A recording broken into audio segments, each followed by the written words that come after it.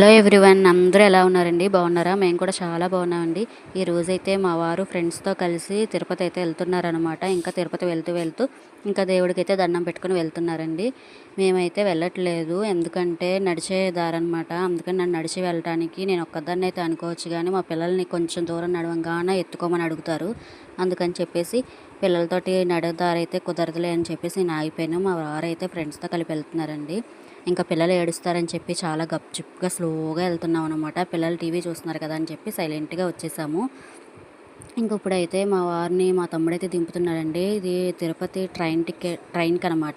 Ticket వచ్చి night 12కి వచ్చిందండి. Night 12 అయితే మా వారు 11కి అయితే వెళ్తున్నారు.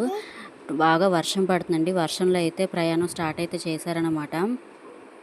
మా తమ్ముడైతే ఇంకా రైల్వే స్టేషన్ అయితే మా వారిని దింపేసేసి సేఫ్గా అయితే ఇంటికైతే వచ్చేసారండి. వర్షంలో తడిసిపోతాడేమో ఎక్కువైపోద్ది అనుకున్నాను, కానీ సేఫ్గా అయితే ఇంటికి వచ్చాడు. మా వారైతే చక్కగా ట్రైన్ దిగేసేసి అక్కడి నుంచి ఆటో ఎక్కేసి అక్కడి నుంచి అయితే మెట్ల ద్వారా అయితే ఇంకా స్టార్ట్ చేసేసారనమాట.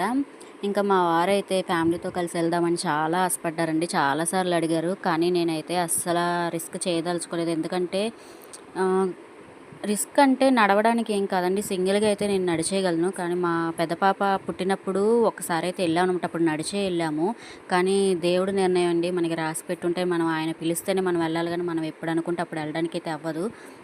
కానీ వెళ్దామని అనుకుంటే గనక ఇదిగోండి, నా లాస్ట్ వీడియోలో చెప్పాను కదండీ! ఇక మా పెద్ద పాప కాలు కొంచెం పా ఎక్కి తొక్కడం వల్ల మూడో ఫ్లోర్ నుంచి స్ట్రక్చర్ మీద వెళ్ళాల్సి వచ్చింది కదండీ! ఆ నొప్పి అయితే, ఆ కాలు నొప్పి అలాగే ఉండిపోయిందనమాట నాకు. అందుకని చెప్పేసి ఇంక నేను ఎక్కువ సేపు నడిచినా, కొంచెం ఎక్కువ పని చేసినా నాకు ఆ కాలు నొప్పి బాగా ఎక్కువైపోయిద్ది.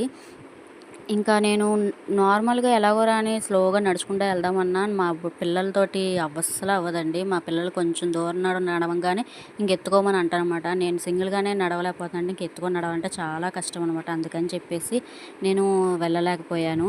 మామూలుగా నడిచే దారి కాకుండా బస్ మీద అయితే వెళ్తాం కదండీ! దానికైతే చాలా ట్రై చేశారనమాట. కానీ టికెట్లు అయితే అవ్వలేదు, బుక్ అవ్వలేదు. ఇంకా తప్పదు అని చెప్పి ఎవ్రీ ఇయర్ మా వారైతే తిరుపతి అయితే కంపల్సరీ వెళ్తారండి. ఇంకా ఈ ఈ సంవత్సరం కూడా ఫ్రెండ్స్ తోటే వెళ్ళారనమాట. అక్కడ పాప అయితే చాలా యాక్టివ్‌గా నడిచేస్తుందని చెప్పేసి అది చిన్న వీడియో తీశారండి. అందుకని ఆ క్లిప్ అయితే యాడ్ చేశాననమాట. ఎవరి పాపో తెలీదు కానీ చాలా బాగా, చాలా ఫాస్ట్‌గా, చక్కగా యాక్టివ్‌గా వెళ్తుందనమాట. మా వారైతే చాలా ముద్దుగా నడుస్తుంది కదా అని చెప్పి చిన్న వీడియో అయితే తీసి నాకు పంపించారు.